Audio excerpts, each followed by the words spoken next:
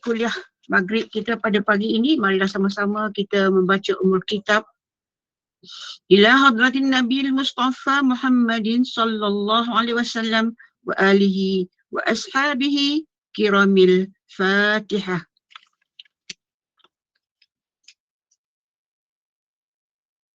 Ustaz buka mic Ustaz. Alhamdulillahi Rabbil Alamin Ar-Rahmanir Rahim Maliki Yawmiddin Iyyaka na'budu wa iyyaka nasta'in Ihdinas siratal mustaqim Siratal ladzina an'amta 'alaihim ghairil maghdubi 'alaihim waladdallin.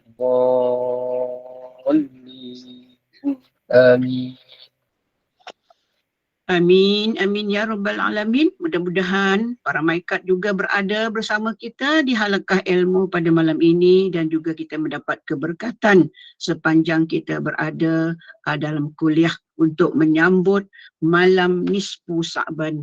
Jadi tanpa melengahkan masa lagi, dengan segala sukacita dipersilakan Al-Fadil Ustaz Elin Aminin bin Muhammad Saleh untuk menyampaikan kuliah iaitu untuk mengupas tajuk Sya'ban yang diberkati.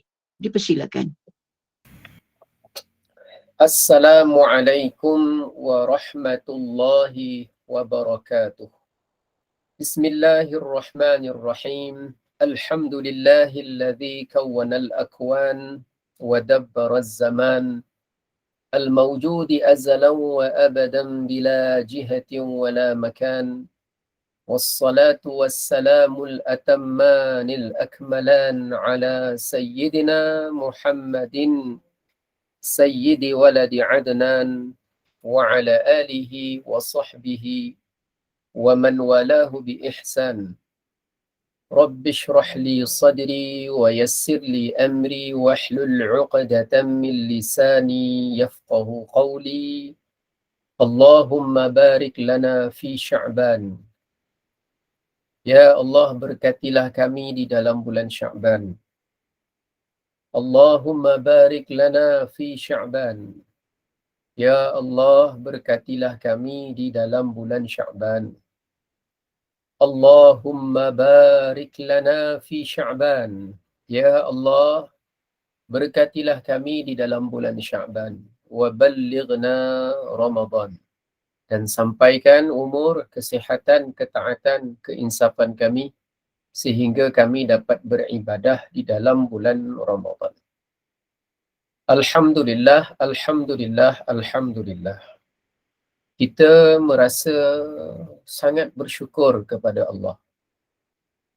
Kita merasa sangat beruntung. Kita merasa sangat nikmat.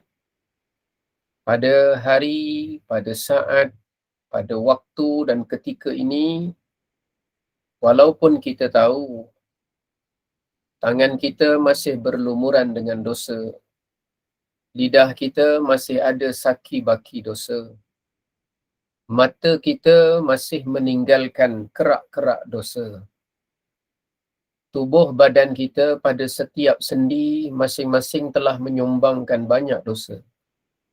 Sejak daripada umur kita baligh, sejak daripada kita mengenal erti perasaan suka, sejak kita berkembang, bertumbuh seiring tumbuhnya hawa nafsu yang ada dalam diri kita, dipacu, didorong, ditambah dengan kewujudan musuh luaran yang namanya syaitan, maka kita telah dan pernah melakukan banyak dosa-dosa. Dosa yang kita lakukan itu kalau kita hitung satu persatu dan ingat satu persatu, sebenarnya belum berbaloi dengan dosa dan jumlahnya yang sebenar di sisi Allah Subhanahu wa Ta'ala.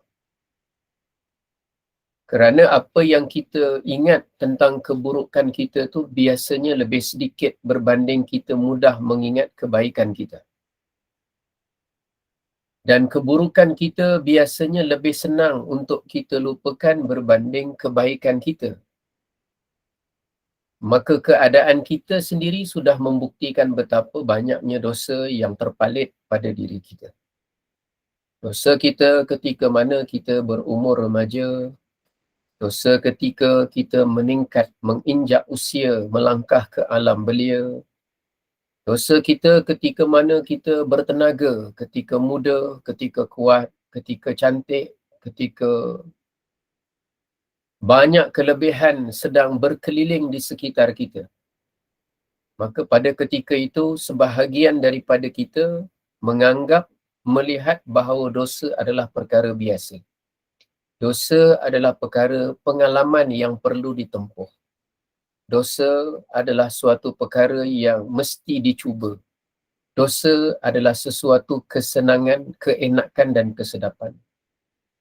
Walaupun sebenarnya setiap satu dosa yang pernah ataupun yang telah kita lakukan itu, hakikatnya adalah musibah. Hakikatnya adalah bala. Hakikatnya adalah kecelakaan. Yang mana kecelakaan melakukan dosa lebih jauh daripada kecelakaan kemalangan jalan raya.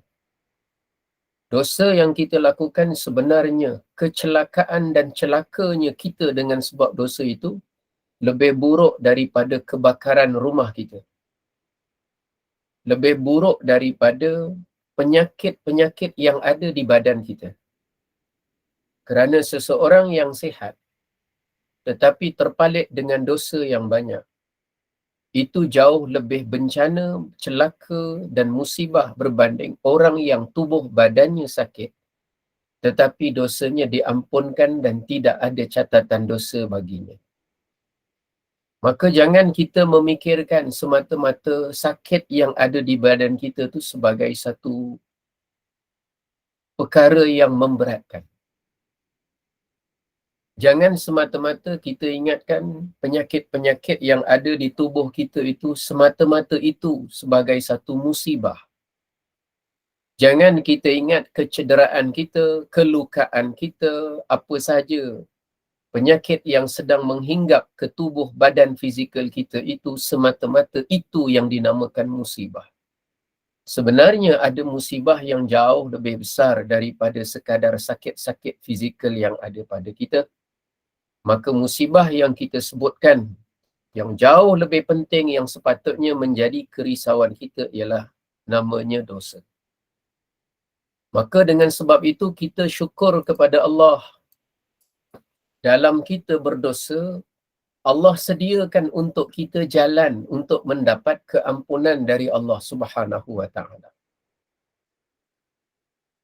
Kalau kita melakukan kesalahan dengan manusia, kalau kita membuat dosa dengan manusia, manusia itu sifatnya bukan maha pengampun.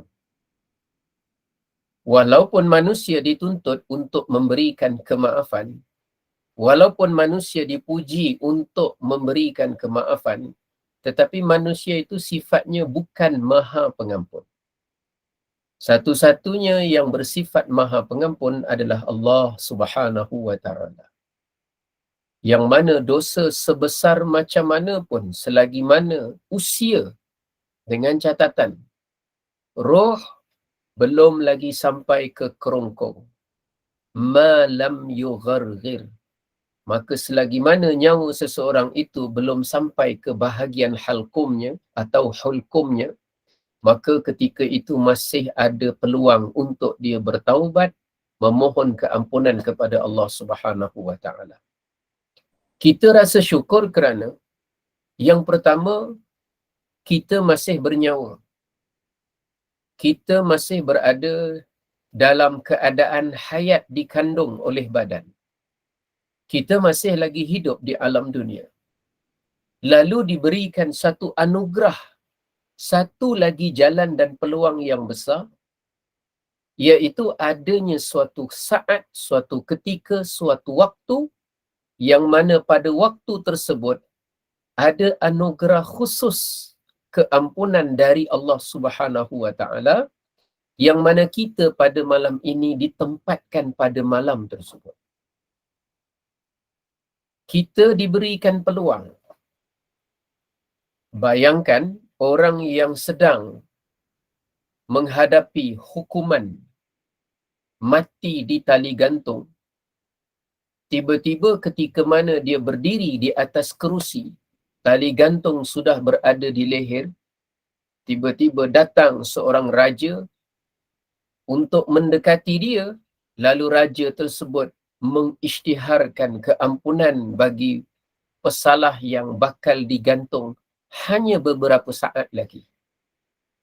Dalam keadaan menggigil ketakutan, dalam keadaan sudah bersiap mengucap 2 kalimah syahadah, dalam keadaan merasakan betapa dia akan mati dalam keadaan tergantung, tercekik, namun tiba-tiba dia mendapat berita bahawa dia diberikan kemaafan, dia diberikan pengampunan oleh seorang raja.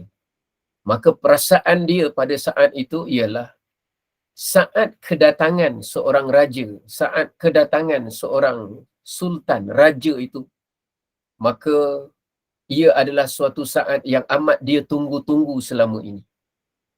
Yang dia rasa syukur ketika itu raja nak datang. Dia rasa syukur kerana raja nak datang di tempat di mana dia akan terus dijatuhkan hukuman. Dan dengan sebab demikian, dia dilepaskan daripada hukuman dibunuh dan dapat menjalani kehidupan selepasnya seperti mana orang lain yang berada di dalam penjara, walaupun dia masih terkurung.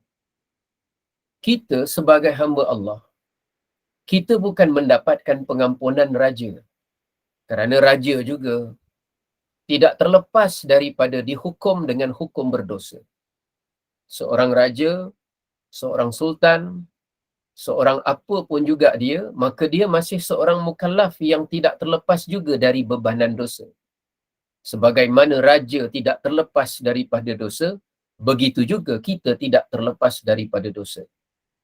Tetapi bila kita diberikan kehidupan, diberikan peluang untuk sampai ke satu saat yang diberitakan kepada kita bahawa pada malam tersebut adalah malam di mana Allah berikan keampunannya kepada orang-orang yang meminta ampun kepadanya, maka rupa-rupanya doa kita di bulan Rejab bersama-sama, Allahumma barik lana fi Rajab.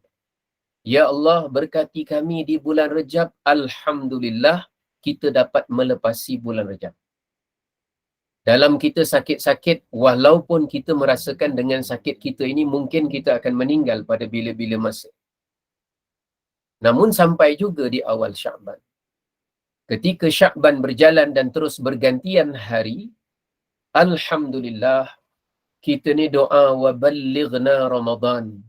Berkati kami di bulan Sya'ban, sampaikan kami di bulan Ramadan. Ramadan belum tentu, tapi diberikan satu malam yang nikmat, yang tidak kalah kurangnya nikmat yang ada pada malam tersebut dengan keberkatannya yang disebut dengan nama malam Nisfu Sya'ban. Tuan-tuan dan puan-puan yang dirahmati oleh Allah Subhanahu wa ta'ala, mari kita perhatikan sedikit apa yang ingin saya sampaikan. Sya'ban ini termasuk salah satu daripada bulan yang agung dari sudut pandangan syarak, yang mana baginda Nabi Muhammad sallallahu alaihi wasallam memuliakan bulan Sya'ban dengan cara menambahkan aktiviti ibadah. Bukan bermakna bulan yang lain kita tidak beribadah. Bulan yang lain kita beribadah. Tetapi pada bulan ini, Rasulullah berikan tumpuan untuk menambah aktiviti ibadah. Kita tak nak sekadar tahu. Kerana tahu, saya yakin ramai dari kalangan kita sudah pun tahu. Yang kita nak ialah berapa ramai dari kalangan kita yang sudah pun bertindak atas apa yang telah kita tahu. Solat kita, adakah kita sudah tambah aktiviti solat? Sedekah kita, adakah sudah kita tambah aktiviti sedekah? Tak kisah, tambah sedikit, tambah banyak, tapi bulan Sya'ban adalah platform menambah aktiviti ibadah. Termasuk juga ibadah membaca Al-Quran, ibadah menolong sesama manusia, ibadah-ibadah umum yang lain seperti melayan ahli keluarga dengan baik, seperti juga memberikan bantuan kepada sesiapa orang yang miskin yang memerlukan, maka apa sahaja dimuliakan oleh baginda Nabi SAW dengan cara apa? Menambah aktiviti ibadah. Cuba kita hayati, perhatikan sejauh mana pertambahan aktiviti ibadah kita. Kita dulu. Sejauh mana aktiviti ibadah kita telah bertambah di sepanjang bulan Sya'ban. Puasanya, sedekahnya, zikirnya, selawatnya, baca Qurannya, muhasabahnya, tafakkurnya, tadabburnya, juga dengan aktiviti ibadah-ibadah umum yang lain. Kita lihat sehingga menambah ibadah pada bulan Sya'ban ini sangat dianjurkan sebagaimana yang diterangkan dalam banyak hadis-hadis yang sahih. Apabila pada hari-hari di dalam bulan Sya'ban kita dianjurkan menambah aktiviti ibadah dan kebajikan, maka pada malam nisfu Sya'ban yang mana sedang kita lalui pada saat ini, lebih lagi dianjurkan untuk kita menambah aktiviti ibadah kerana terdapat banyak hadis yang diriwayatkan daripada Nabi sallallahu alaihi wasallam tentang keutamaan malam nisfu Sya'ban melebihi daripada hari-hari yang lain dalam bulan yang sama. Bukan melebihi hari-hari yang lain secara mutlak. Ada hari-hari yang lain yang kelebihannya lebih dari nisfu Sya'ban. Seperti hari Ashura, seperti 10 malam akhir Ramadan, seperti Lailatul Qadar, ada. Tetapi berbanding hari-hari yang lain dalam bulan Sya'ban, maka nisfu Sya'ban ini ada keistimewaan yang khusus di dalamnya, tanpa merendahkan kelebihan dan penganjuran untuk ganda ibadah di malam-malam dan hari yang lain. Tuan-tuan dan puan-puan yang dirahmati oleh Allah, kenapa kita katakan begitu? Mudah-mudahan sambil mendengar apa yang saya catatkan, sambil mendengar apa yang saya sampaikan, dalam hati kita, hadirkan hati kita memuliakan Ramadan, memuliakan nisfu Sya'ban. Mudah-mudahan hadir dalam hati kita rasa kemuliaan. Ada orang tak rasa apa-apa hati dia. Dengar masuk telinga kanan, keluar juga dari telinga kanan. Tidak sempat keluar dari telinga kiri, apatah lagi menjejak ke dalam hati. Tidak merasakan bahawa malam nisfu Sya'ban ni malam kemuliaan. Kita nak pujuk hati kita yang keras ni. Kita nak cuci hati kita yang kotor ni. Kita nak bikin dan perbaiki hati kita yang ada cedera dan rosak ni, supaya kita bisik-bisikkan dengan percakapan hati kita juga untuk mengatakan, wahai hati, ketahuilah bahawa malam ini adalah malam kemuliaan. Malam yang dicintai oleh orang-orang soleh. Malam di mana Allah memberikan keutamaan dan keistimewaan. Malam di mana orang-orang soleh dalam tradisi kehidupan mereka yang terdahulu, mereka isi dengan aktiviti-aktiviti penggandaan ibadah. Kalau yang mampu ibadahnya sedekah, maka digandakan pada urusan sedekahnya. Kalau yang berkemampuan untuk aktiviti salat, maka ditambah pada urusan salatnya. Kalau yang berkemampuan pada aktiviti menuntut ilmu, maka ditambah pada urusan menuntut ilmunya. Kalau yang pandai, mahir, berkebolehan dalam urusan selawat dan zikir, maka pada malam ini digandakan selawat dan zikirnya, dan pada malam ini adalah perkara yang kita perbanyakkan doa, dan kita mesti memperbanyakkan istighfar, memohon ampun kepada Allah Subhanahu wa taala. Kenapa yang demikian? Dalam sebuah hadis Nabi sallallahu alaihi wasallam yang diriwayatkan oleh Imam Ahmad daripada Abdullah bin Amr an Rasulillah sallallahu alaihi wasallam, hadis riwayat dari Rasulullah sallallahu alaihi wasallam, bahawa Rasulullah qala, baginda bersabda, yattali'u Allahu azza wa jalla ila khalqihi. Allah Subhanahu wa taala memberikan penyaksian kepada makhluk-makhluknya lailatan nisfi min Sya'ban, pada malam nisfu Sya'ban. Kalau kita dilihat bapa mertua, kalau kita ditenung oleh mak mertua, dengan lembut, dengan kemas kita pergi ke dapur menyelesaikan urusan kita sebagai seorang isteri dan ketua keluarga. Kalau kita sedang diperhatikan melalui CCTV yang dipantau oleh ketua kita, maka kita bertungkus lumus dan berkemas-kemas agar kerja kita dilihat rapi oleh ketua kita. Itu sifat dan sikap kita ketika ada pandangan khusus dari seseorang yang sedang memerhatikan.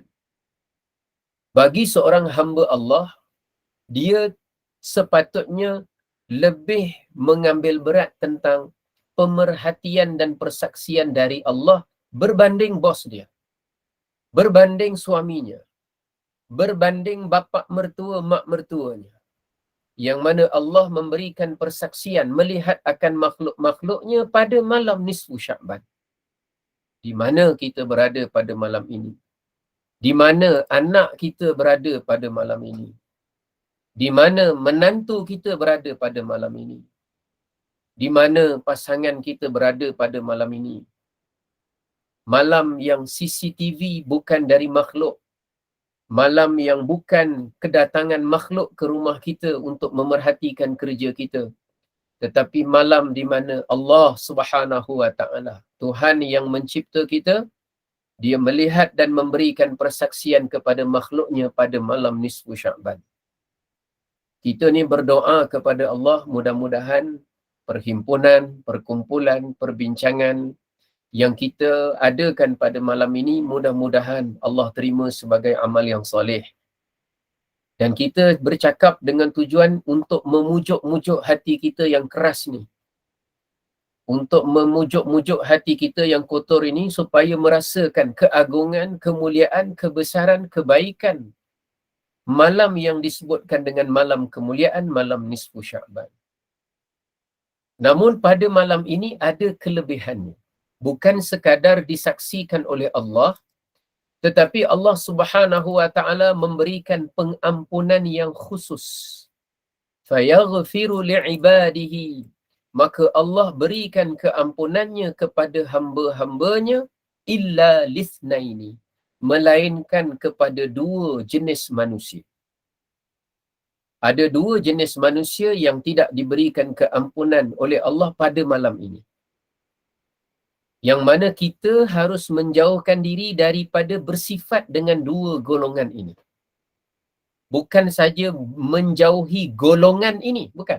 Menjauhi sifat yang ada pada golongan ini. Dua golongan ini yang disebut oleh Nabi, iaitu yang tidak mendapat keampunan oleh Allah pada malam di mana semua hamba-hambanya diberikan keampunan. Yang memohon ampun. Yang memohon ampun. Dua kelompok, dua golongan, dua kumpulan yang tidak diberikan keampunan. Yang pertama ialah musyahin. Yang pertama ialah musyahin. Siapakah yang disebutkan dengan musyahin? Musyahin ini orang yang di dalam hatinya ada rasa permusuhan terhadap orang Islam. Orang yang dalam hatinya ada rasa permusuhan dengan orang Islam. Orang yang dalam hatinya ada rasa perseteruan, ada rasa pergaduhan, ada rasa permusuhan, ada rasa dendam dan benci kepada orang Islam yang lain. Disebut dengan perkataan musyahin. Musyahin ini pernah disyarahkan, pernah didetailkan, pernah disampaikan oleh seorang ulama besar yang mana dia juga adalah imam kepada mazhab Hambali, namanya Imam Ahmad bin Hanbal. Beliau mengatakan makna musyahin tu siapa? Kenapa kita ambil pengertian daripada Imam Ahmad bin Hanbal? supaya memandu kita agar kita tidak memandai-mandai menterjemah sendiri perkataan musyahid, untuk kontrol diri kita agar tidak memandai sesuka-suka mentafsirkan makna musyahid itu. Kata Imam Ahmad bin Hanbal, hum ahlul bid'ah alladzina yushahinuna ahlal islami wa yu'adunahum. Yang dimaksudkan dengan musyahin ini ialah mereka yang mengikuti fahaman-fahaman bid'ah, yang mana fahaman tersebut yushahinuna ahlal Islam, mereka kerjanya memusuhi, bergaduh, memusuhi, membenci ahlal Islam, umat Islam teramai, dan mereka itu wa yu'adunahum, dan mereka memusuhi orang Islam, membenci dan memusuhi. Sebab itu saya sebelum ini pernah berkali-kali berpesan, jangan sampai terikut fahaman-fahaman yang bertentangan dengan ahli sunnah wal jamaah. Kerana pada malam nisfu Sya'ban, sebahagian besar daripada mereka menjadikan amalan umat Islam yang menggandakan ibadah, menambahkan aktiviti ibadah pada malam nisfu Sya'ban, mereka sebut dengan perkataan sesat, mereka sebut dengan perkataan bid'ah, mereka sebut dengan perkataan neraka, mereka sebut dengan perkataan yang buruk-buruk, tapi menggunakan nama Nabi Muhammad sallallahu alaihi wasallam. Disadurkan dengan perkataan Nabi tak buat. Disadurkan dengan perkataan sunnah. Akhirnya menjadi terbentuk satu kelompok yang disebutkan dengan perkataan musyahin, yang mana makna musyahid ini disebut oleh Imam Ahmad bin Hanbal ialah ahlul bid'ah alladzina yushahinuna ahlal Islam wa yu'adunahum. Orang-orang yang menganut fahaman-fahaman bid'ah, yang mana mereka ini memusuhi majoriti umat Islam dan membenci mereka pada malam nisfu Sya'ban. Jadi harus dijauhi, penting. Dan golongan kedua, yang pada malam ini kalau dia memohon keampunan kepada Allah tidak diampunkan, melainkan kecuali dia menyelesaikan taubatnya pada urusan itu, iaitu qatili nafsin, iaitu pembunuh, orang yang membunuhnya orang lain, orang yang mencabut, membunuh nyawa orang lain tanpa hak. Maka dua golongan ini termasuk di kalangan orang-orang yang tidak diberikan keampunan oleh Allah pada malam di mana diberikan pintu keampunan yang seluas-luasnya kepada hamba-hambanya. Tuan-tuan dan puan-puan yang dirahmati oleh Allah, ini salah satu daripada riwayat yang ada dalam menceritakan soal keampunan. Dalam riwayat yang lain, an Mu'adz bin Jabal, daripada Mu'adz bin Jabal radhiyallahu anhu, anin Nabi sallallahu alaihi wasallam, dari Nabi sallallahu alaihi wasallam, qala, Rasulullah bersabda, yattali'u Allahu ila khalqihi, Allah Subhanahu wa taala melihat kepada makhluk-makhluknya, hamba-hambanya, lailatan nisfi min Sya'ban, pada malam nisfu Sya'ban. Fayaghfiru, dan pada malam tersebut Allah mengampunkan li jami'i khalqihi, kepada semua sekalian makhluk-makhluknya yang berdosa, yang memohon keampunan, illa, melainkan dua golongan. Dua golongan ini, yang satu tidak disebutkan dalam riwayat yang pertama, yang kedua disebutkan dalam riwayat yang pertama tadi. Golongan yang pertama yang disebutkan dalam hadis ini ialah yang tidak diberikan keampunan ialah orang yang melakukan perbuatan syirik kepada Allah Subhanahu wa taala. Musyrik. Malam ini kita sama-sama di tempat masing-masing kita ucapkan dalam hati kita bahawa kita mohon perlindungan dengan Allah agar kita terhindar daripada perbuatan apapun, sengaja atau tidak sengaja, tahu ataupun tidak tahu, perkara-perkara yang membawa kita kepada mensyirikkan Allah. Dan di tempat kita masing-masing, marilah sama-sama kita membacakan apa yang saya baca, ikut sama-sama. Ashhadu an la ilaha illallah wa ashhadu anna Muhammadar Rasulullah. Sekali lagi, ashhadu an la ilaha illallah wa ashhadu anna Muhammadar Rasulullah. Sekali lagi, ashhadu an la ilaha illallah wa ashhadu anna Muhammadar Rasulullah. Kesemuanya 350 orang pada malam ini serentak kita bacakan syahadah. Ashhadu an la ilaha illallah wa ashhadu anna Muhammadar Rasulullah. Sekali lagi.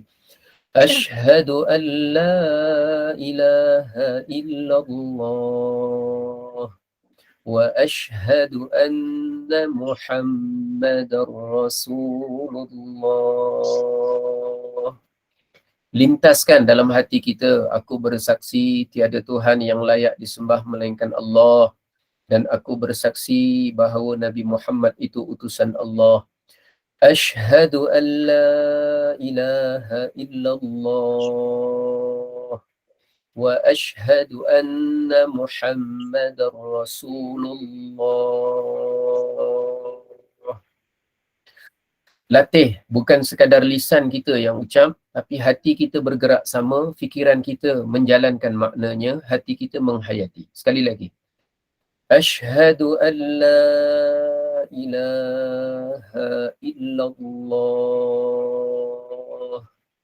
wa ashhadu anna Muhammadar Rasulullah. Mudah-mudahan dengan mengucap 2 kalimah syahadah, kita benar-benar dibersihkan oleh Allah pada malam ini. Kita bukan orang-orang yang musyrik, insya-Allah. Dan sebelum ini pun kita bukan orang yang musyrik. Pada saat ini pun kita bukan orang yang musyrik. Dan mudah-mudahan mati kita nanti insya-Allah dalam keadaan yang tidak musyrik sama sekali. Dan tuan-tuan dan puan-puan, percayalah bahawa 2 kalimah syahadah ini, kalau disebut dengan sungguh-sungguh, kalau disebut dengan penghayatan, kalau disebut dengan tumpuan, kalau disebut dengan khusyuk, rasanya berbeza berbanding dijadikan dendangan dan nyanyian semata-mata. Tak sama. Tak sama. Tidak, tak mungkin sama. Lafaznya sama, hurufnya sama. Tetapi bila kita baca dengan kesungguhan, beza. Tujuan kita apa? Kita nak dapatkan keampunan daripada Allah. Allah dah beri peluang kita hidup pada malam ini. Belum tentu malam ini kita dapat selesaikan. Mungkin kita mati di tengah malam. Mungkin kita mati menjelang subuh. Dan mungkin ini adalah Google Meet yang terakhir untuk kita pada malam ini. Kita tak tahu. Jadi dalam kesempatan yang di hujung-hujung ini, kita pun tak tahu dari sejauh mana nyawa Allah berikan kepada kita. Maka kita usahakanlah peluang yang diberikan ini dengan kesungguhan, agar yang pertama kita terlepas daripada ciri yang disebutkan, yang tidak dapat keampunan, yang namanya adalah musyrik. Na'udzubillahi min dzalik. Mudah-mudahan terus dengan kekal dengan tauhid yang benar, tidak menyamakan Allah dengan makhluk, tidak menyamakan mana-mana makhluk dengan Allah. Allah Subhanahu wa taala yang kita sembah, dia bukan berada di atas langit. Allah yang kita sembah bukan berada di dalam Kaabah. Allah yang kita sembah bukan berada di dalam syurga. Allah yang kita sembah bukan berada di atas arash. Di atas arash tidak ada Allah, Allah ada. Di atas arash tidak ada langit, di atas langit tidak ada Allah, Allah ada. Tetapi di atas langit bukan Allah, kerana Allah bukan bertempat di langit. Tetapi Allah yang kita sembah bukan berada di mana-mana. Allah yang kita sembah, dia ada, dia wujud. Tapi wujudnya Allah tidak sama dengan wujudnya makhluk. Allah wujud tanpa memerlukan sebarang tempat. Allah tidak memerlukan langit, tidak memerlukan arash. Dan kita sesekali tidak akan menyamakan Allah dengan makhluk yang namanya musyrik. Dan kita juga tidak menyamakan makhluk-makhluk apapun dengan Allah yang juga namanya musyrik. Mudah-mudahan insya-Allah dengan akidah yang seperti itu, dengan kepercayaan yang seperti itu, dengan i'tiqad yang seperti itu, insya-Allah mudah-mudahan malam ini kita diberikan keampunan oleh Allah Subhanahu wa taala. Yang kedua yang mesti kita hayati, hadis Nabi bukan ayat mainan. Hadis Nabi bukan surat-surat pesanan. Hadis Nabi SAW bukan percakapan-percakapan picisan ataupun kita sebut sampingan-sampingan. Tetapi hadis Nabi memikul sesuatu yang besar maknanya untuk urusan keseluruhan kehidupan kita sampai ke akhirat. Maka golongan kedua yang perlu kita hindarkan diri daripada bersifat dengan sifat itu ialah golongan musyahin. Golongan musyahin ini adalah orang yang menanam rasa permusuhan dengan orang lain, khususnya umat Islam. Malam ini kalau kita ada rasa dendam dengan sesiapa pun, usahakan kita maafkan saja. Ini bukan cerita mudah atau susah. Ini cerita untuk kesenangan kita di akhirat. Ini bukan soal dia kerana dia dah buat kita ataupun dia dah lakukan pada kita. Bukan soal dia. Siapa pun yang melakukan kesalahan pada kita. Dan mungkin ada dan mungkin benar. Mungkin benar. Mungkin benar. Memang ada.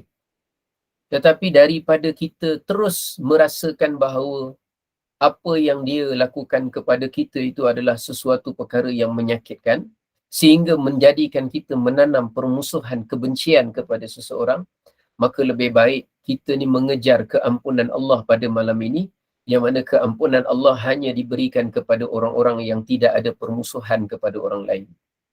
Tujuan kita bukan kerana dia, bukan kerana dia dan bukan kerana dia, tetapi kerana Allah Subhanahu wa taala, kerana tawaran yang datang kepada kita jauh lebih berbaloi daripada menyimpan dendam, menyimpan kesumat, menyimpan marah, menyimpan benci dan menyimpan permusuhan dengan sesiapa. InsyaAllah dengan yang sedemikian, pemikiran kita akan menjadi lebih ringan, hati kita akan menjadi lebih ringan, tubuh badan kita akan berinteraksi dengan rohani kita supaya menjadi lebih segar dan sehat, dan insya-Allah akan memberi kebaikan yang banyak pada urusan hidup dan kepada kematian kita nanti insya-Allah. Tuan-tuan dan puan-puan yang dirahmati oleh Allah, malam keampunan, maka dengan itu harus saja bagi kita untuk kita meminta maaf kepada orang lain daripada malam nisfu Sya'ban ini. Dengan niat supaya kita nak membuang rasa permusuhan di dalam hati kita atau rasa kemarahan dalam hati kita pada adik-beradik, pada pasangan kita, pada anak kita, pada kawan kita, pada orang yang kita kenali dan pada orang yang tidak kita kenali, kepada orang sesiapa pun dia. Maka menjelang nisfu Sya'ban ini, saya secara peribadi, Iliyin Aminin bin Muhammad Saleh, ingin meminta maaf atas segala salah silap yang telah saya lakukan, sama ada secara sengaja ataupun tidak. Dan saya doa semoga kita semua tergolong di kalangan mereka yang pada malam ini akan beroleh keampunan dari Allah pada malam nisfu Sya'ban ini, dan mudah-mudahan kita semua beroleh kebaikan dan diterima segala doa dan amalan kita. Tujuan itu, perkara ini harus saja kita lakukan di dalam malam nisfu Sya'ban, supaya tujuan dia bukan hanya meminta, mengharap, memohon orang lain memaafkan kita, tetapi memujuk hati kita dahulu untuk memaafkan kesalahan orang lain. Dan kita cakap kepada diri kita, wahai Iliyin Aminin bin Muhammad Saleh, sekiranya sesiapa pun ada melakukan kesalahan, kejahatan, keburukan yang telah dia lakukan, sama ada kamu tahu ataupun kamu tidak tahu, sengaja atau secara tidak sengaja, besar ataupun kecil, maka pujuklah hati kamu, wahai Iliyin Aminin, untuk memberikan kemaafan kepada orang-orang tersebut.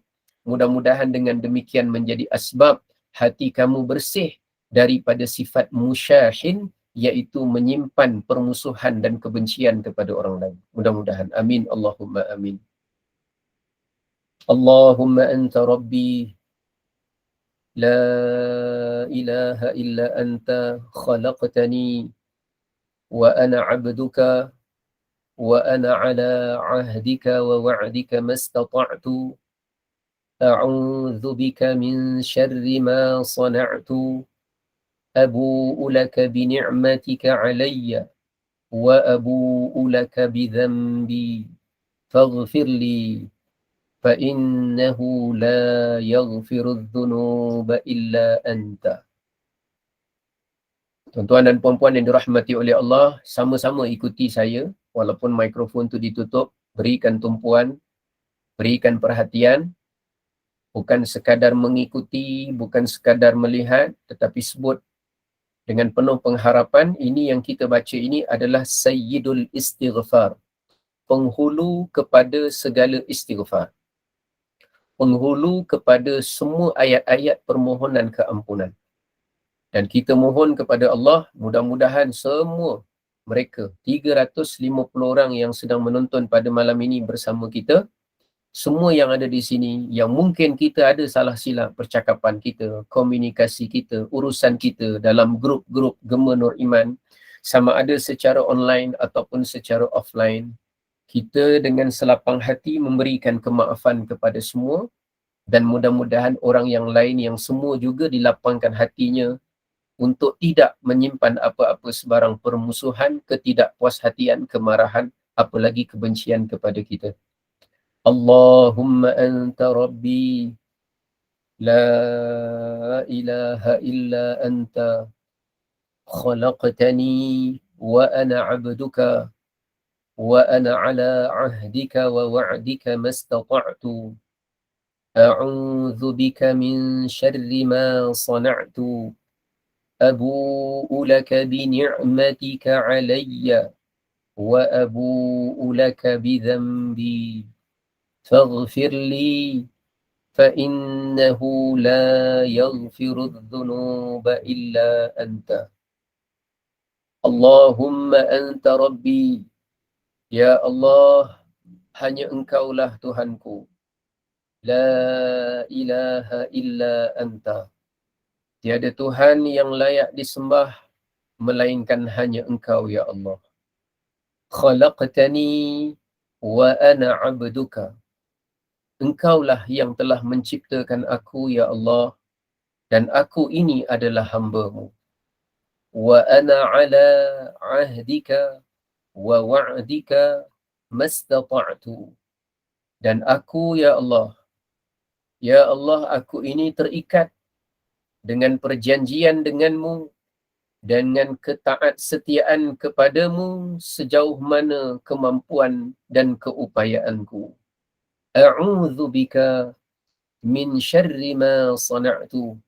Ya Allah, aku berlindung denganmu ya Allah daripada kejahatan yang aku sendiri lakukan. Abu'u laka bi ni'matika alayya. Aku mengakui kepadamu ya Allah betapa banyaknya nikmat-Mu ke atasku. Wa abu'u laka bidhanbi, dan aku mengakui kepadamu ya Allah akan banyaknya dosa-dosaku. Faghfirli, maka ampunkanlah dosaku. Fa innahu la yaghfirudz dzunuba illa ant. Kerana sesungguhnya tidak ada sesiapa pun yang berkuasa untuk mengampunkan segala dosa melainkan hanya Engkau ya Allah. Allahumma anta rabbi la ilaha illa anta khalaqtani wa ana 'abduka wa ana 'ala 'ahdika wa wa'dika mastata'tu a'udzu bika min syarri ma sana'tu abu'u laka bi ni'matika 'alayya wa abu'u laka bi dhanbi فاغفر لي فإنه لا يغفر الذنوب إلا أنت أستغفر الله العظيم وأتوب إليه أستغفر الله العظيم وأتوب إليه أستغفر الله العظيم وأتوب إليه. Ya Allah, ampunkanlah dosa-dosa kami. Ya Allah, ampunkanlah dosa-dosa kami. Ya Allah, ampunkanlah dosa-dosa kami ya Allah, dan juga dosa sekalian muslimin dan muslimat. Tuan-tuan dan puan-puan yang dirahmati oleh Allah, lalu di malam nisfu Sya'ban ini, selain daripada kita menjauhkan diri daripada perbuatan syirik agar kita mendapat keampunan, Dan kita menjauhkan diri daripada perbuatan musyahin atau musyahanah, permusuhan, kebencian, perseteruan dengan orang Islam. Dan pada masa yang sama, kita pada malam ini memperbanyakkan istighfar berterusan hatta setelah program kita malam ini habis. Bukan sekadar habis pukul 9 suku nanti selesai begitu sahaja. Ya, kita akan laksanakan sekejap lagi solat isyak. Pada masa yang sama, istighfar kita berterusan. Duduk dengan istighfar, hatta bersama keluarga atau ada makan, minum dan sebagainya sambil kita istighfar di malam nisfu Sya'ban. Disebut oleh seorang ulama dalam mazhab Hambali yang bernama Ibnu Rajab Al-Hambali. Walailatul nisfi min Sya'ban kanat tabi'una min ahli Syam yu'azzimunaha wa yajtahiduna fiha fil ibadah. Apa maksud daripada petikan yang disampaikan oleh Ibnu Rajab Al-Hambali? Pada malam nisfu Sya'ban, kaum tabi'in. Kaum tabi'in ni siapa? Kaum tabi'in ini ialah generasi umat manusia yang mereka sempat bertemu dengan sahabat Nabi SAW tetapi tidak sempat untuk bertemu dengan Nabi SAW. Kira-kira mereka hidup atau mereka berada pada fasa Rasulullah telah wafat. Rasulullah telah wafat, tapi mereka sempat bertemu dengan Abu Bakar, mereka sempat bertemu dengan Umar, atau mana-mana salah seorang sahabat. Mereka disebut sebagai kaum tabi'in. Kaum tabi'in ini, mereka ni kebanyakannya adalah orang-orang salih, ahli ibadah, periwayat-periwayat hadis, dan mereka ini kebanyakannya adalah orang-orang yang sangat memuliakan urusan agama. Generasi mereka ini untuk 300 tahun yang pertama awal Islam disebut dengan generasi ulama salafus salih. Apa makna dia? Apa perkataan dia? Salafus salih.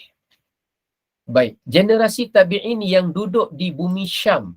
Bumi Syam ini maknanya di mana? Bumi Syam kalau ikut persempadanan hari ini merangkumi kira-kira 4 negara. Apa 4 negara itu?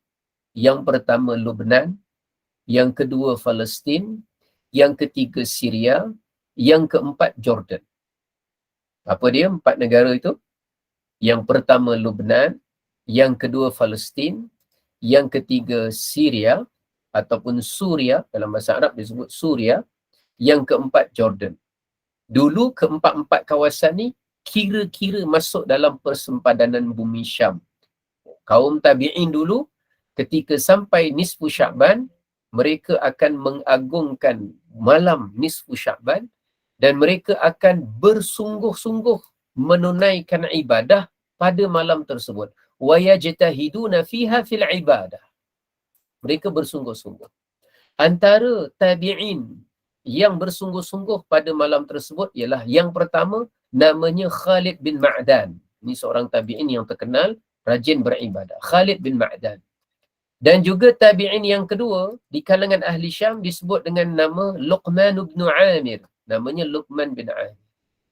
Mereka dan lain-lain tabi'in, mereka dari kalangan tabi'in di bumi Syam, mereka akan mendirikan solat, menuju ke masjid pada malam nisfu Sya'ban, dan perbuatan mereka ini dipersetujui oleh Imam Ishaq ibn Rahawayh berkenaan dengan menggandakan amal soleh pada malam nisfu Sya'ban. Ini tradisi, budaya, kebiasaan, amalan, riwayat yang ada di kalangan ulama salaf. Jadi ibadah yang mana kita nak gandakan? Terserah kepada kita. Terserah kepada kita. Tidak mesti ada ibadah khusus yang tertentu. Cuma yang tak ada malam adalah puasa. Tapi sedekah digandakan. Hari ini Alhamdulillah, kita ni diberi peluang untuk bersedekah, jalannya lebih luas. Zaman dulu mungkin sebelum ini kita hanya memerlukan keadaan fizikal untuk memasukkan duit kita tabung ke dalam tabung-tabung masjid. Tapi berbeza pada hari ini, kita dah ada online banking yang mana pada waktu malam pun kita boleh juga melaksanakan sedekah dari rumah kita, dari bilik kita, dari depan skrin handphone kita pun juga kita boleh melaksanakan kebaikan, diberikan sedekah, sumbangan apa sahaja untuk digandakan pada malam ini, tujuannya bukan kerana masjid memerlukan kita, bukan kerana madrasah memerlukan kita, tetapi sebenarnya kita yang memerlukan bekalan amalan untuk kita tinggalkan alam dunia. Itu sebenarnya keperluannya. Jadi ceritanya ialah menggandakan urusan ibadah. Tuan-tuan dan puan-puan yang dirahmati oleh Allah. Sebab itu kita sebutkan bahawa kenapa datangnya bacaan Yasin 3 kali di dalam nisfu Sya'ban? Kenapa dan bagaimana datangnya cerita bacaan Yasin 3 kali di dalam malam nisfu Sya'ban? Kalau tanya kepada saya, apakah ada hadis Nabi Rasulullah bersabda, Iqra'u Yasin 3 marrat lailatan nisfi min Sya'ban. Bacalah surah Yasin 3 kali pada malam nisfu Sya'ban. Jawapannya hadisnya tak ada. Hadisnya tidak ada. Jujur saya kata hadis tidak ada.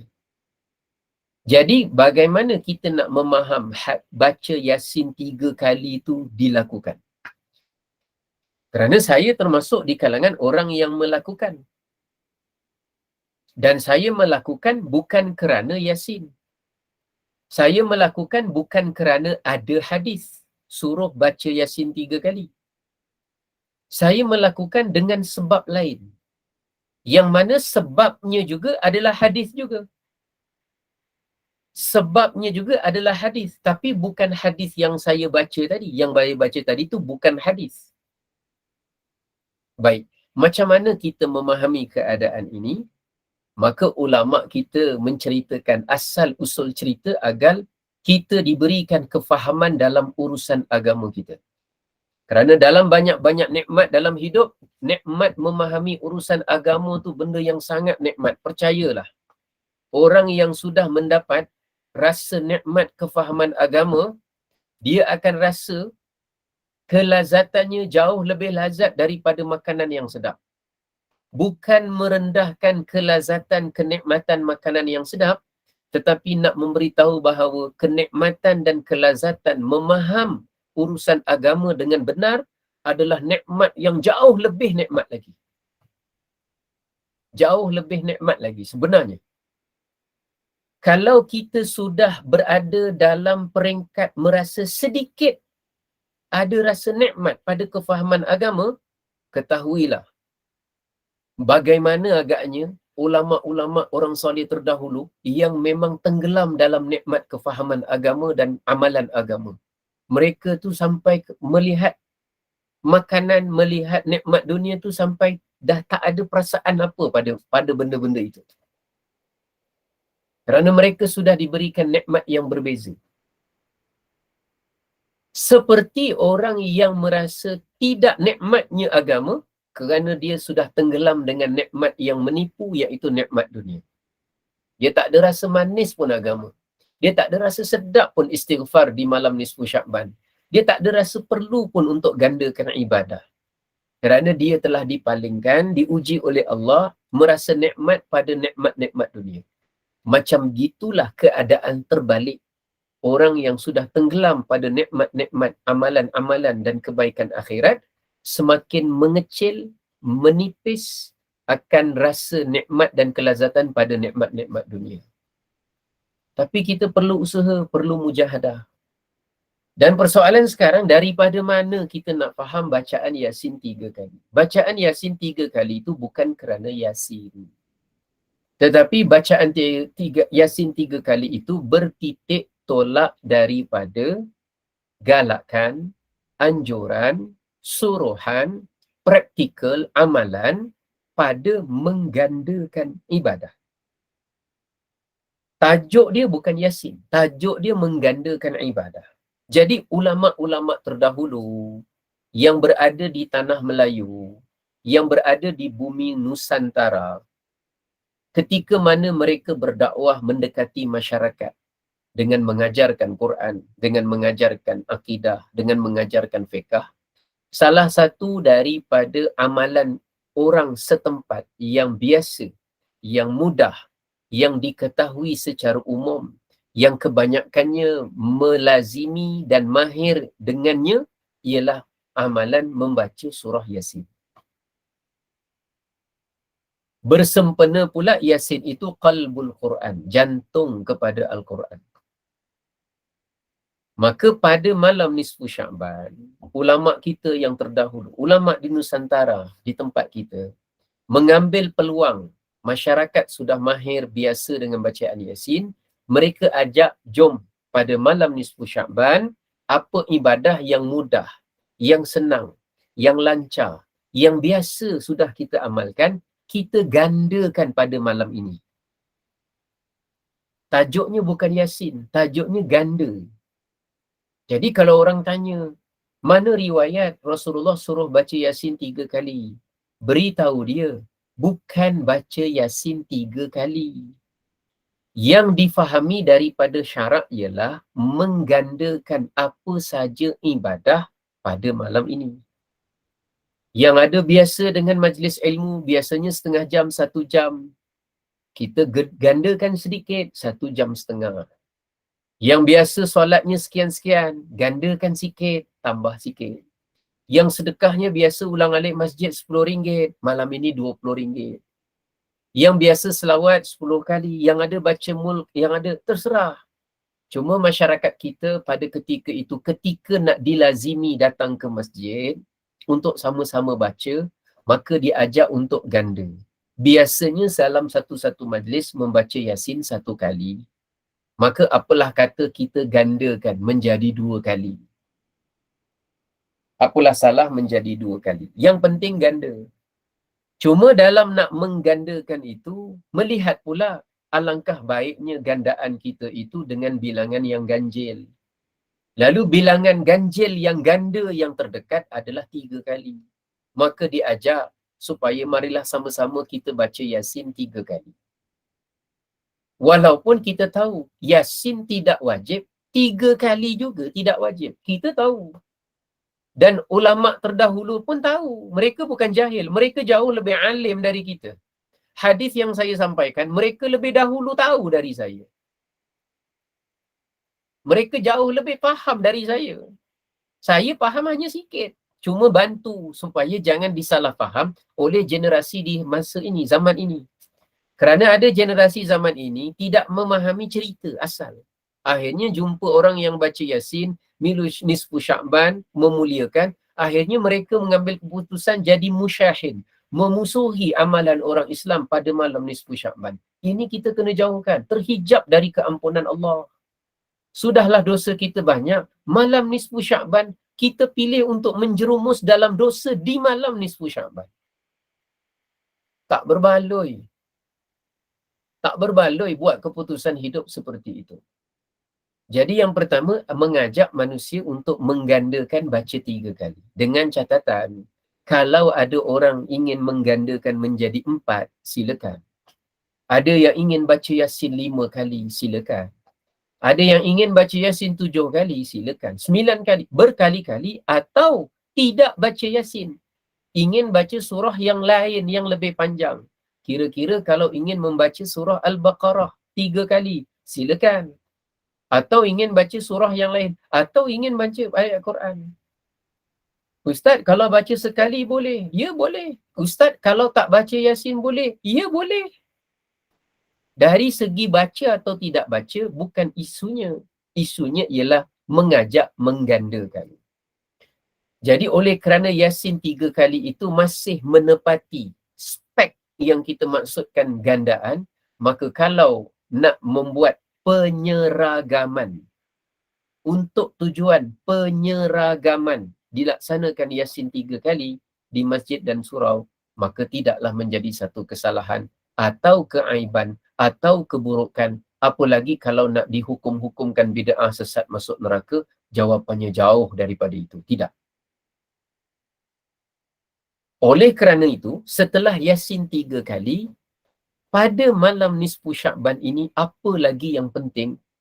Pada malam nisfu Sya'ban ialah yang penting adalah memperbanyakkan doa kepada Allah Subhanahu wa ta'ala. Al-Imam Asy-Syafi'i berkata dalam kitabnya Al-Umm, wa balaghana annahu kana yuqal, telah sampai kepada kami berita riwayat pengalaman orang-orang salih terdahulu yang mana dikatakan inna du'a yustajabu fi khamsi layalin. Sesungguhnya doa itu sangat mustajab pada 5 malam. Jangan salah faham. Maksud Imam Syafi'i bukan mengatakan malam yang lain tidak makbul. Bukan. Allah memakbulkan doa seperti mana yang Allah kehendaki. Doa pada malam boleh, siang boleh, 1 Syawal boleh, 10 Syawal boleh, 5 Zulkaidah boleh, bulan Rejab boleh, bila-bila masa sahaja. Hanya pengalaman ulama yang beribadah, ahli ibadah di kalangan salafus salih, ketika mana mereka beramal ibadah, berdoa, pada malam ini, doa yang mereka bacakan, panjatkan, hajatkan, seringkali makbul pada 5 malam. 5 malam itu, apakah dia? Yang pertama, Imam Syafi'i mengatakan, yang pertama ialah Lailatul Jum'ah, iaitu pada malam Jumaat. Hari Khamis, malam Jumaat, banyakkan berdoa kepada Allah Subhanahu wa taala. Malam yang kedua ialah malam hari raya Idul Adha. Malam hari raya sebenarnya bukan malam lagu raya. Malam hari raya sebenarnya bukan malam hari yang namanya semata-mata menjaga lembu korban. Bukan. Tapi malam hari raya Idul Adha dan juga malam ketiga, malam hari raya Idul Fitri adalah malam selain daripada kita bertakbir, dia adalah malam mustajab doa. Yang keempat adalah malam pertama di bulan Rejab. Malam yang pertama di bulan Rejab. Yang ini semua kita dah lalui. Hari raya Idul Adha yang mendatang, hari raya Idul Fitri insya-Allah panjang umur kita sampai. Malam Jumaat telah pun berlalu baru saja. Malam pertama di bulan Rejab dan pada malam ini adalah malam nisfu Sya'ban. Maka pada malam ini saya ingin mengajak kepada kita semua memanfaatkan masa kita ini. Sebelum saya serahkan semula kepada pengacara majlis, marilah sama-sama kita berdoa, kita mohon kepada Allah. Mudah-mudahan doa kita pada malam ini dimakbulkan oleh Allah Subhanahu wa taala. Dan mudah-mudahan Allah berikan keampunan kepada kita, dosa-dosa kita, salah silap kita. Dan kita doa mudah-mudahan Allah berikan kepada kita keikhlasan hati kita. Keikhlasan hati kita menggandakan ibadah. Siapa yang ingin baca Yasin 3 kali selepas daripada ini boleh. Nak baca Quran pun boleh. Nak berzikir boleh. Nak berselawat boleh. Nak bersedekah boleh. Nak melakukan apa saja amal ibadah nak dibanyakkan pada malam ini, jawapannya ialah boleh saja, tak ada masalah.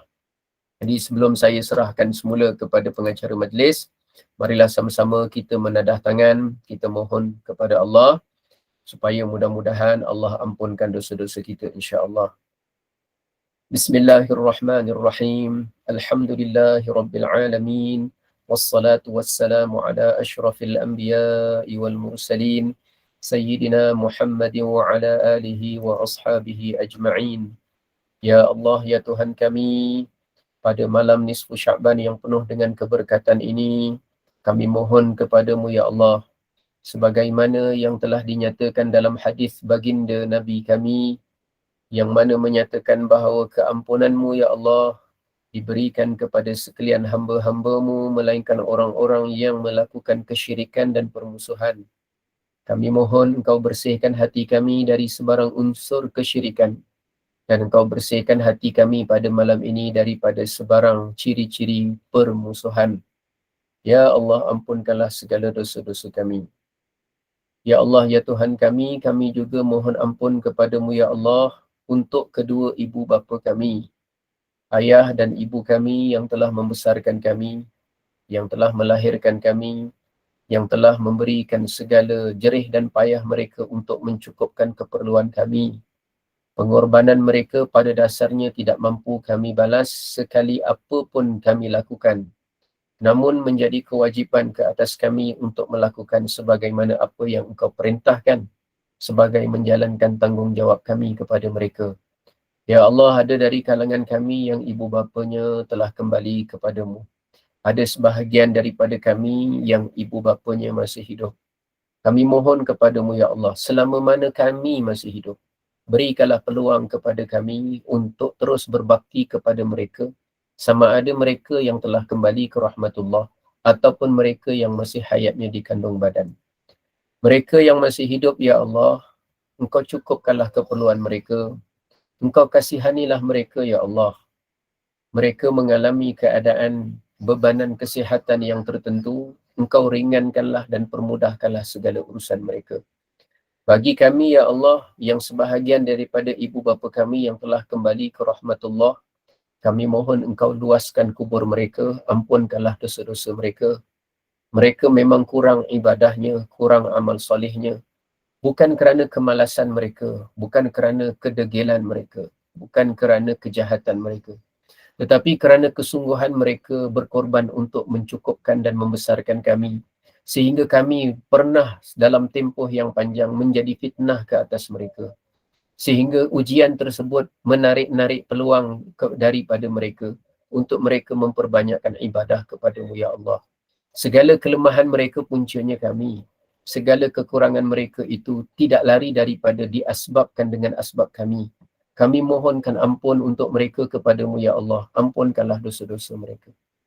Ya Allah, ya Tuhan kami juga mohon agar Engkau ampunkan dosa guru-guru kami yang mengajarkan kami tentang alif, yang mengajarkan kami tentang huruf ba, yang mengajarkan kami tentang menyebut huruf ta, yang mengenalkan kami tentang bagaimana mengeja dan membaca nama-nama-Mu Asmaul Husna, yang mengajarkan kami bagaimana untuk mengenal baginda Nabi Muhammad sallallahu alaihi wasallam, yang mengajarkan kami bagaimana meletakkan dahi kami untuk tunduk dan sujud kepada-Mu ya Allah. Guru-guru kami yang berhempas pulas ya Allah, mereka korbankan keinginan dunia mereka, mereka korbankan masa mereka, mereka korbankan rasa seronok yang ingin mereka capai, dengan tujuan untuk memandaikan kami, dengan tujuan untuk tidak meninggalkan kami dalam kebodohan dan kejahilan. Ya Allah, antara ilmu yang paling besar Engkau anugerahkan kepada kami melalui guru-guru kami ya Allah, adalah ilmu yang mengenalkan kami kepadamu ya Allah. Bukan yang mengenalkan kami kepada hiburan, bukan yang mengenalkan kami kepada pesta-pesta, bukan guru yang mengenalkan kami kepada ilmu yang tidak bermanfaat untuk dunia dan akhirat kami. Tetapi doa kami adalah untuk guru-guru kami yang banyak menabur hikmat dan bakti mereka ya Allah, sehingga kami syukur kami tidak menjadi orang yang kafir, kami tidak menjadi orang yang musyrik, kami tidak menjadi orang yang derhaka, kami tidak menjadi orang yang ahli maksiat. Dengan bekal ilmu yang kami beri, yang kami terima ini ya Allah, kami mohon jariah pahalanya diberikan juga kepada guru-guru kami sebagai saham pahala amalan mereka, dan kami mohon di malam nisfu Sya'ban Engkau ampunkanlah dosa-dosa mereka. Ya Allah, ya Tuhan kami juga tidak lupa mendoakan untuk anak-anak kami ya Allah, anak sulung kami, anak kedua kami, anak ketiga kami, anak keempat kami, di manakah kaki mereka berada ya Allah. Apakah yang telah dilakukan, yang sedang dilakukan oleh tangan mereka ya Allah. Bagaimana pemikiran mereka ya Allah. Bagaimana mereka mengurus akhlak mereka ya Allah. Kami mohon ya Allah, Engkau selamatkan mereka. Kami tidak mampu untuk menjaga, mengawal mereka selama 24 jam. Kami tak mampu ya Allah untuk menjadi pengawas, untuk menjadi orang yang menjaga mereka dalam setiap saat dan waktu. Mereka juga manusia ya Allah. Sampai masa mereka akan bergerak sendiri, sampai masa mereka akan bebas sendiri. Tetapi kami tidak pasti sama ada mereka tahu setiap kebebasan yang mereka kecapi pada saat ini semuanya terikat dengan aturan dan hukum-hukum-Mu ya Allah. Kami mohon selamatkan anak kami, peliharakan diri mereka, peliharakan kemaluan mereka, peliharakan keselamatan dan akhlak mereka. Kami bukan semata-mata takut mereka hilang pekerjaan. Kami bukan semata-mata takut mereka tidak makan. Kami bukan semata-mata takut mereka tidak ada tempat tinggal juga perumahan. Yang kami takut jika anak-anak kami tidak diberikan keampunan, lalu dihumban, dimasukkan ke dalam api neraka, yang mana tidak ada galang gantinya sebagai menyelamatkan. Ya Allah, ya Tuhan kami, kasihanilah anak-anak kami ya Allah. Kami tahu sejarah dan keburukan kami. Dan kami tahu betapa anak-anak kami tidak berhak untuk mengulangi sejarah kami. Tapi kami mohon kepadamu ya Allah, Engkau sahaja yang berkuasa ke atas mereka. Tetapi kami berjanji, selama mana kami masih hidup, kami tidak akan kecewa dan putus asa untuk memberikan nasihat, memberikan panduan, memberikan bimbingan kepada mereka Allah. Ya Allah, selama mana ia dalam kemampuan dan keleluasaan kami. Ya Allah, ya Tuhan kami pada malam ini juga mohonkan ampun untuk pasangan hidup kami. Suami kami, isteri kami, ya Allah. Mereka ini penuh dengan kekurangan. Tetapi mereka juga pada masa yang sama telah lama bersabar dengan kekurangan kami. Mereka ada kesalahan. Tetapi mereka juga telah lama bersabar dengan kesalahan kami juga. Ya Allah, mereka ada kesilapan. Tapi mereka juga adalah orang satu-satunya orang yang telah lama bersabar dengan kesilapan-kesilapan kami. Kami mohon ampun kepadamu ya Allah untuk mereka. Ampunkanlah pasangan kami ya Allah. Ampunkanlah mereka ya Allah. Ada di kalangan kami yang pasangannya telah kembali ke rahmatullah. Ada salah silapnya ya Allah tapi kami telah maafkan. Kami mohon kalau kami yang bukan maha pengampun juga melapangkan hati kami untuk memaafkan mereka, apalah kiranya engkau berikan kemaafan dan keampunan yang seluas-luasnya untuk pasangan kami. Mudah-mudahan segala kesilapan yang kami dulu pernah melakukannya bersama-sama ataupun secara bersendiri dan berasingan, mudah-mudahan semuanya mendapatkan keampunan-Mu ya Allah. Ya Allah, ya Tuhan kami juga tidak lupa untuk mendoakan dan juga memohonkan ampun untuk adik-beradik kami ya Allah. Abang kami, kakak kami, adik-beradik kami yang semuanya pasti ada melakukan salah dan silap. Sama ada salah dan silap kepadamu ataupun salah dan silap kepada kami. Dan kami juga pasti tidak terkecuali daripada melakukan kesalahan kepada adik-beradik kami. Kami mohon agar engkau berikanlah ya Allah keampunan untuk mereka semua. Mudah-mudahan permohonan kami ini menjadi persaksian untuk kami betapa kami sebenarnya bersungguh-sungguh untuk memelihara silaturahim. Mudah-mudahan menjadi asbab kami akan diberikan persaksian oleh rahim betapa kami ini adalah orang yang telah menjalinkan silaturahim. Ya Allah, ya Tuhan kami, jiran-jiran kami, orang-orang yang duduk di sekitar kami, yang mana dari kalangan kaum muslimin dan muslimat, mukminin dan mukminat, kami mohon kepadamu ya Allah, berikanlah ampunan kepada mereka. Jiran yang kami kenal dalam komuniti masyarakat kami, di surau kami, di lorong-lorong kami, di jalan-jalan kami, di dalam majlis-majlis yang kami temui mereka ya Allah, ampunkanlah kesalahan mereka, ampunkanlah kesalahan sahabat-sahabat kami. Sama juga seperti sahabat kami yang berada di dalam talian, khususnya yang berada di Gema Nur Iman, ampunkanlah kesalahan mereka semua ya Allah. Mereka di dalam Gema Nur Iman yang berada di Kelantan, yang berada di Terengganu, yang berada di Sabah, yang berada di Sarawak, yang berada di negara jiran kami Singapura, Brunei, Indonesia dan juga Thailand serta Filipina, dan juga ada di negeri yang lain, Johor, termasuk yang ada di Selangor, yang ada di Pahang, di Negeri Sembilan, di Melaka, di Perak, juga di Kedah, juga di Perlis, juga di Penang, dan semua tempat ya Allah, sama ada mereka yang sedang berada di luar negara, maka ampunkanlah dosa mereka ya Allah. Ampunkanlah dosa mereka ya Allah di malam nisfu Sya'ban ini.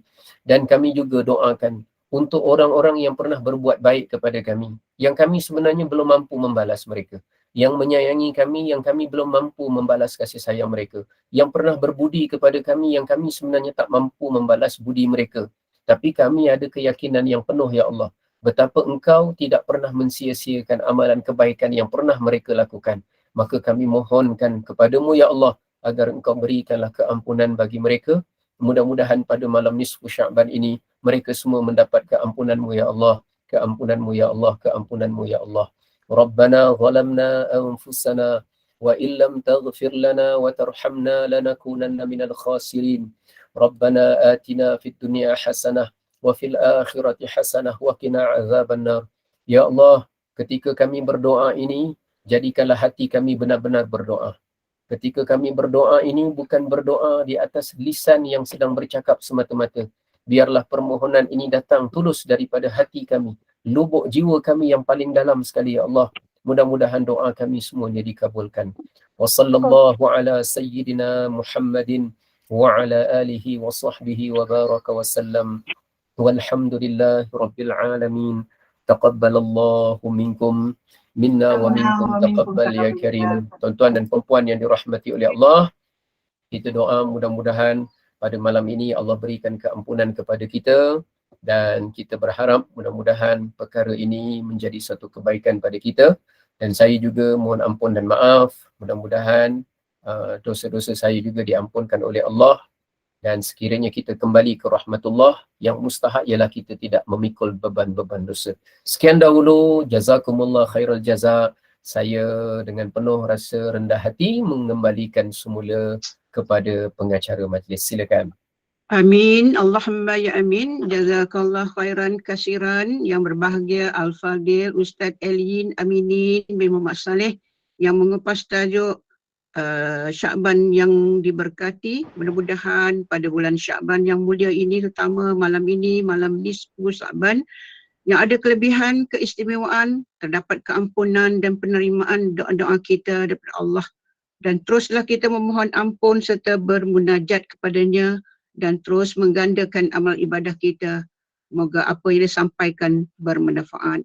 Syukran jazilan kepada tim Gemenur Iman. Syukran jazilan kepada para sahabat pencinta ilmu, muslimin, muslimat yang telah pun memilih untuk berada di halqah ilmu Gemenur Iman pada malam yang penuh barakah walaupun kita berada di mana-mana.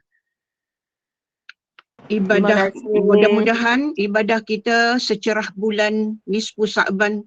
Allah gelapkan kemungkaran, cerahkan amalan, dipanjangkan umur dan dipertemukan dengan bulan Ramadan, bulan penuh keampunan dan penuh hikmah. Seterusnya, untuk kuliah-kuliah esok sila rujuk kepada WhatsApp group masing-masing. Kita akan mula pada pukul 6.45 pagi. Mungkin kita akan bersama dengan Al-Fadil Ustaz Elin Aminin untuk kuliah Yasin dan juga kisah daripada Al-Quran. Sebelum itu saya mohon maaf atas segala kesilapan, kekurangan sepanjang majlis berlangsung. Maaf zahir dan batin. Jadi sebagai penutup kuliah, sekali lagi dipersilakan Al-Fadil Ustaz untuk memimpin bacaan tasbih kafarah dan menutup kuliah kita dengan surah Al-Asr. Sudahi wabillahi taufik. Wassalamualaikum warahmatullahi wabarakatuh. Assalamualaikum warahmatullahi wabarakatuh. Subhanakallahumma wa bihamdika asyhadu an la ilaha illa anta astaghfiruka wa atubu ilaik. Bismillahirrahmanirrahim. Wal 'asr innal insana lafi khusr illa alladhina amanu wa 'amilus solihati wa tawasaw bil haqqi wa tawasaw bis sabr. Shadaqallahul 'azim. Terima kasih Ustaz. Assalamualaikum.